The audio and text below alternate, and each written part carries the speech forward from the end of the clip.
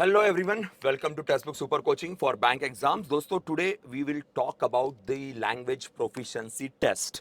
जी हाँ, IBPS clerk जब भी क्लर्क के फॉर्म निकलते हैं, स्पेशली आईबीपीएस क्लर्क या SBI clerk, even the RBI assistant के जब फॉर्म आते हैं तो एक सबसे मेन पॉइंट होता है कि आपकी मेंस निकलने के बाद आपको एलपीटी देनी पड़ती है, लैंग्वेज प्रोफिशिएंसी टेस्ट।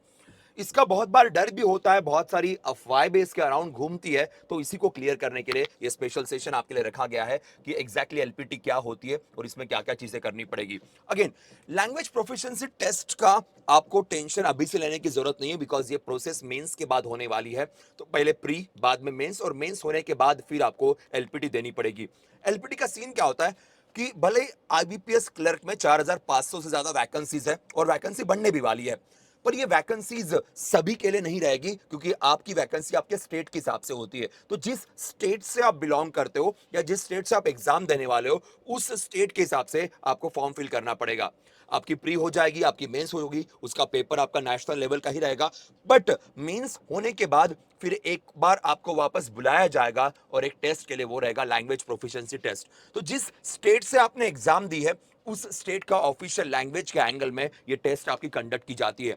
बहुत इजी होता है। बेसिकली क्लर्क का काम जो होता है वो कस्टमर से इंटरेक्शन करना, कस्टमर के प्रॉब्लम को सॉल्व करना, डिपॉजिट कलेक्ट करना है, पासबुक प्रिंटिंग का काम होगा, या फिर कस्टमर्स को अलग अलग तरीके से जो सर्विसेज प्रोवाइड करनी है। तो बेसिकली इंटरेक्शन का काम है क्लर्क के उस पोजीशन का। और इसीलिए जो लैंग्वेज है वो काफी ज्यादा मैटर करती है, और इसीलिए लोकल लैंग्वेज पता होना बहुत जरूरी है। दिक्कत कहां पे आती है कि बहुत सारे स्टूडेंट्स ऐसे कि जो लोकल लैंग्वेज से थोड़े से दूर हो जाते हैं, बिकॉज इरेगुलर प्रैक्टिस होती है। आजकल जो एजुकेशन सिस्टम है उसमें इंग्लिश के ऊपर काफी वेटेज है, तो कई बार लोकल लैंग्वेज की जानकारी स्टूडेंट्स को नहीं होती है। एक और प्रॉब्लम होती है कि बहुत सारे स्टूडेंट्स जिस स्टेट में ज्यादा वैकेंसीज है वहां से फॉर्म फिल कर लेते हैं। अब उनको वहां की लोकल लैंग्वेज तो नहीं पता, तो फिर बड़ी दिक्कत आती है। जैसे फॉर एग्जांपल कई बार ऐसा होता है कि बहुत सारे नॉर्थ इंडिया के स्टूडेंट साउथ इंडिया के अलग अलग स्टेट से फॉर्म फिल कर लेते हैं, कोई महाराष्ट्र से, कोई कर्नाटका से, कोई तमिलनाडु से। अब वहां की लोकल लैंग्वेजेस पता नहीं होती है, और एलपी के टाइम पे, एलपीटी के टाइम पे काफी दिक्कत यहाँ पे हो सकती है।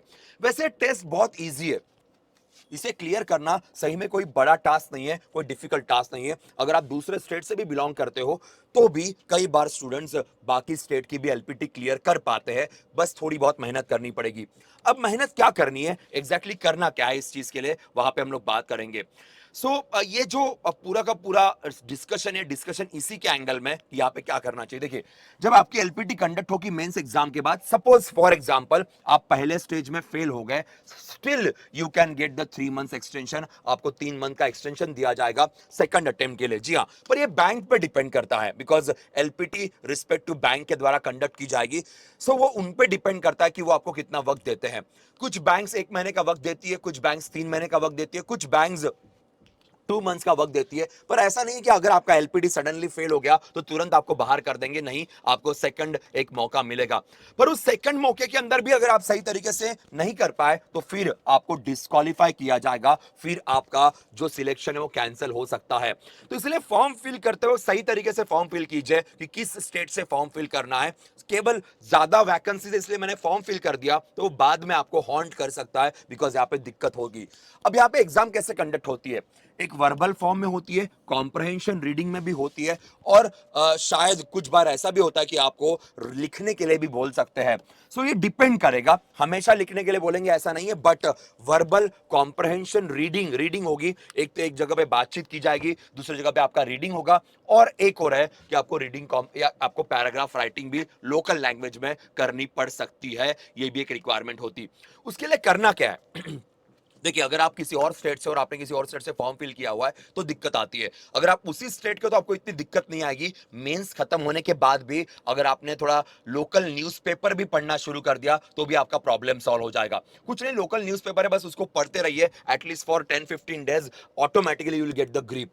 अगर सपोज आप किसी और स्टेट से और किसी दूसरे स्टेट से आप एग्जाम दे रहे हो तो आपको थोड़ी मेहनत करनी पड़ेगी। कोई लोकल लैंग्वेज का क्लास भी आप ज्वाइन कर सकते हो। है कई बार ऐसे, महाराष्ट्र का एग्जांपल देता हूं, कई बार ऐसा होता है कि एक सर्विसमैन अलग अलग स्टेट के महाराष्ट्र से फॉर्म फिल कर देते हैं।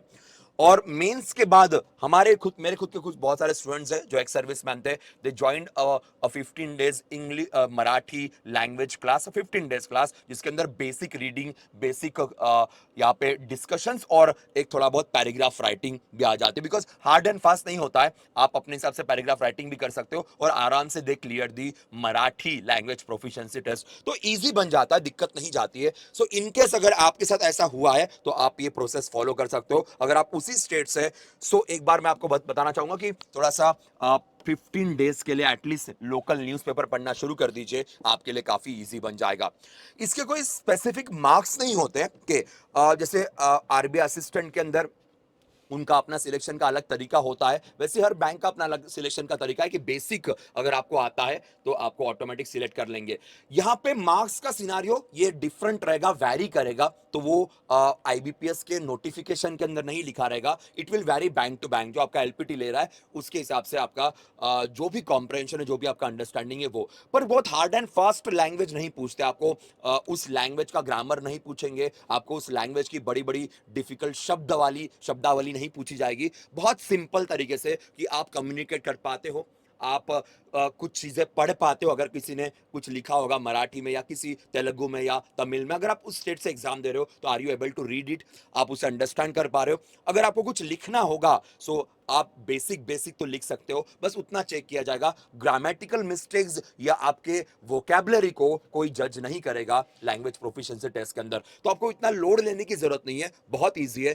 एक मेंस के बाद भी अगर आपने इसका प्रिपरेशन स्टार्ट कर दिया, 15-20 दिन बहुत इनफ हो जाते हैं आपको इस एग्जाम को क्लियर करने के लिए, तो ध्यान रखेगा।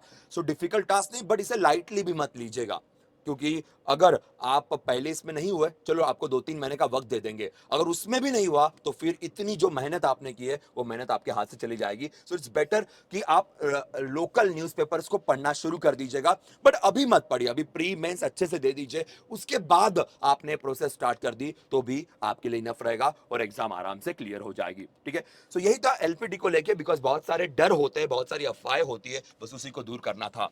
एक बार मेंस हो जाए उसके बाद वापस एक बार एलपीटी के बारे में थोड़ा सा डिटेल में डिस्कस करेंगे कि क्या क्या पॉइंट्स कवर करने हैं, किस किस तरीके से कवर करने हैं, हर स्टेट के एंगल में will try to talk about it. अभी बस एक जानकारी आप तक पहुंचानी थी। That's all from my side, will see you in the next session guys, तब तक के लिए बाय बाय, टेक केयर।